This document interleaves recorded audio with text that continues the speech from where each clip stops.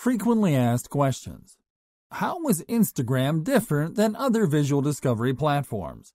The majority of visual discovery platforms out there, of which the most popular is Pinterest, can be best described as visual search engines that allow users to search a term or keyword and to get collections of images related to those terms and keywords.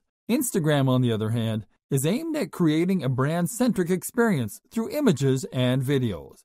The biggest difference between them is that Instagram allows users to interact with brands by letting them engage with their content in a meaningful way, whereas Pinterest and other similar platforms simply allow users to discover images without much interaction involved. Is there an advantage for small businesses on Instagram?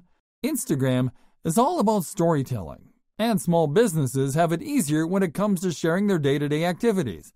Small businesses are able to create a connection between the way they operate and the stuff that makes the most to their audiences. Is it better to use Instagram on mobile or on desktop? For businesses using Instagram for marketing and for marketers managing business Instagram accounts, a recommendation is to use Instagram on mobile. Instagram on desktop is pretty limited when compared to its mobile version, and the mobile version is more convenient for brand updates. Should you delegate your brand's Instagram account to someone else? Delegating is one of the most beneficial tools at your disposal, but you have to make sure that whoever you delegate to manage your brand's Instagram account gets this training. If you delegate your Instagram account to someone else, make sure that he or she gets truly involved with your schedule, has a solid understanding of Instagram as a marketing platform, and has the necessary skills to optimize photos for Instagram posts. Do serious company updates perform well on Instagram?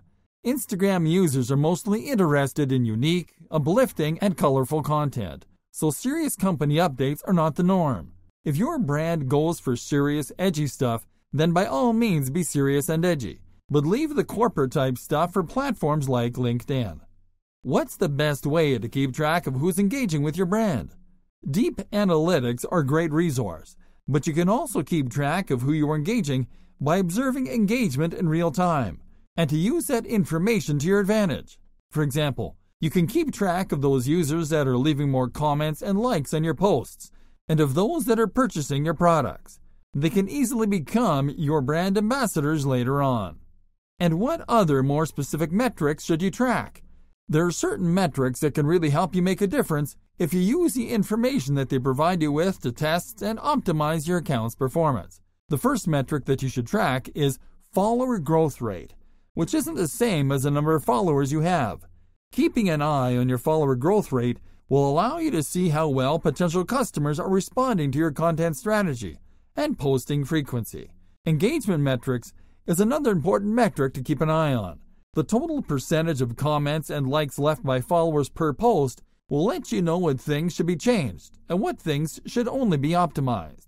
Lastly, you have to track click-through rates.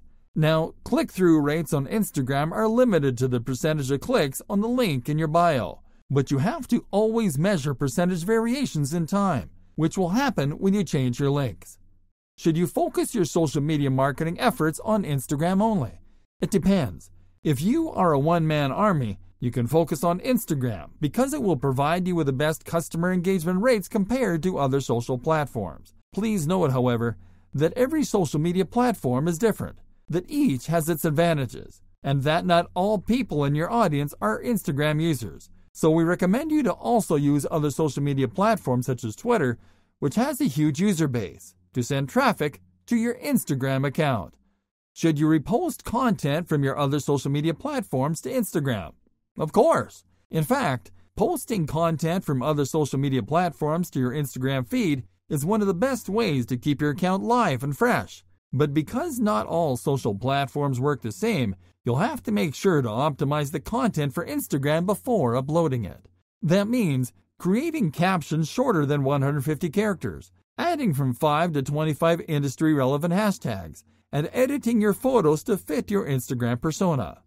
What is the future of Instagram as a marketing platform? Instagram, much like all the other social media platforms around, is changing. The change is happening because competition for audience attention is getting harsh, with 40% of marketers saying that it is getting harder for them to compete. That doesn't mean that there's no future for Instagram marketing.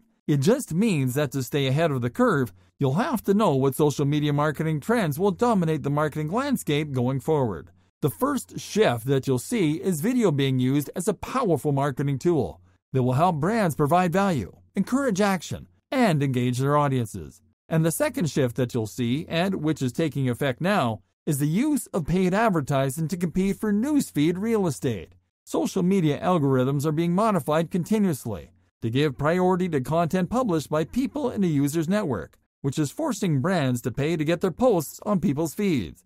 Be aware of these two major Instagram marketing shifts, and you'll be able to future-proof your efforts.